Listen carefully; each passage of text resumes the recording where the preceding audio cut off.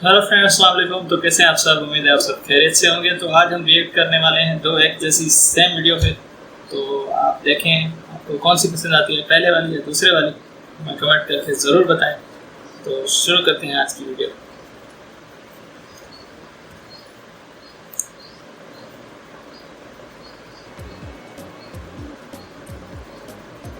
बेड़ा वार ठा माना ये फौजी कट ठा लाख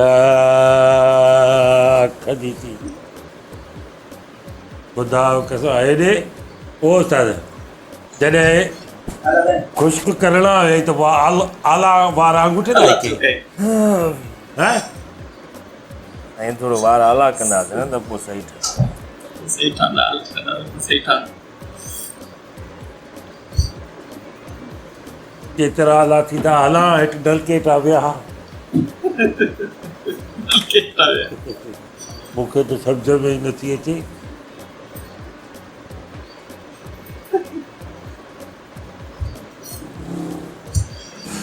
ठही विया पी साईं पाणी त हणनि ओॾे नलको लॻल आहे, मां नलके ठां विया थो तूं गेड़। ऐं हेॾे ॻाल्हि उस्ताद ॻाल्हि त ॿुध, ॻाल्हि ॿुध ॿुध ॿुध ॿुध लाल थी न ॻाल्हि ॿुध। जॾहिं आला थो करे त पोइ ख़ुश्क छो थो करे? जे ख़ुश्क नथो करे त वरी मथां पाणी छो थो वारे? क्लियर कंदो वञ, जान छॾाई। वार घाटा आहिनि न साईं, वार घाटा आला करणा पवंदा, शैम्पू बि करिणो पवंदो पिया। हा शैम्पू त कयो, वार घाटा हज़ार आहे। कहिड़ी आहे वार बि लायूं? वार लाहींदे त ख़त बि वठंदे, कलमा वठंदे, वार थोरा ठाहींदे, सुठे नमूने ठाहींदे। कैंची घुमा न, हे छा थो करे छॾियो? ख़ुदा जेको रक्षो थो हलायां मां। वार त हेॾा घटि आहिनि, हेॾा वॾा वार त यार। वॾी का इंसल्ट थी आहे हिते। हे हिन हिकिड़ो मिनट लात लात छा थियो? हिकिड़ो मिनट ला। वार घाटा आहिनि न। हा हिन हे कपिड़ो बि ला। थी वियो त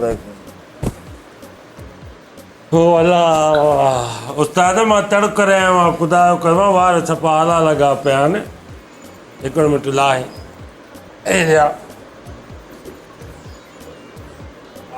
आला तो करे क्या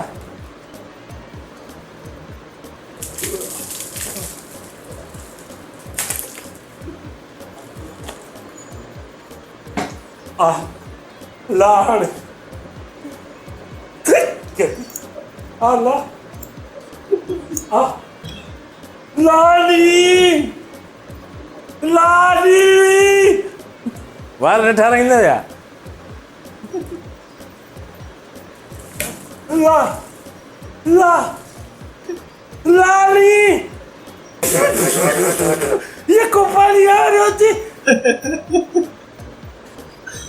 आ मार का पोई आ ठानी नाराज़ थी वियो लॻे थो। हे यकोड़े पिश पिश करे तो जड़ी चाहे तो तड़करे और लांती रे। हाँ वरी आला वार वरी उनके टॉप दा खुश्क तो करे हाणे लादी नाय बूट लॻे थो वार न आहिनि ठाराइणा तव्हांखे। तोखे ठाहिणा ई न आहिनि पुट। पहिरियों पोइ वारो कई पोइ थेलो नारो कुझु मां ॾेई थो परे थी वार था ठाहे।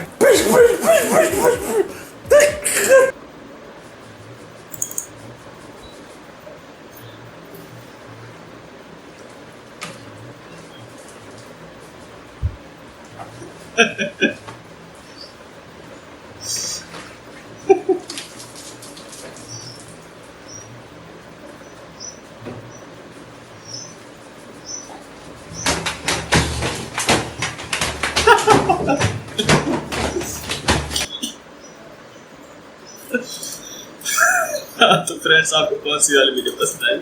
मुझे तो दोनों बहुत अच्छी लगी। तो आपको कौन सी वीडियो पसंद आई तो हमें कमेंट करके ज़रूर बताएं। और अगर अभी तक आपने हमारा यूट्यूब चैनल सब्सक्राइब नहीं किया तो अभी सब्सक्राइब कर लें और साथ में बेल आइकन का बटन ज़रूर प्रेस करें ताकि हर नया आने वाला इंटरेस्टिंग वीडियो सबसे पहले आपको मिल सके। अल्लाह।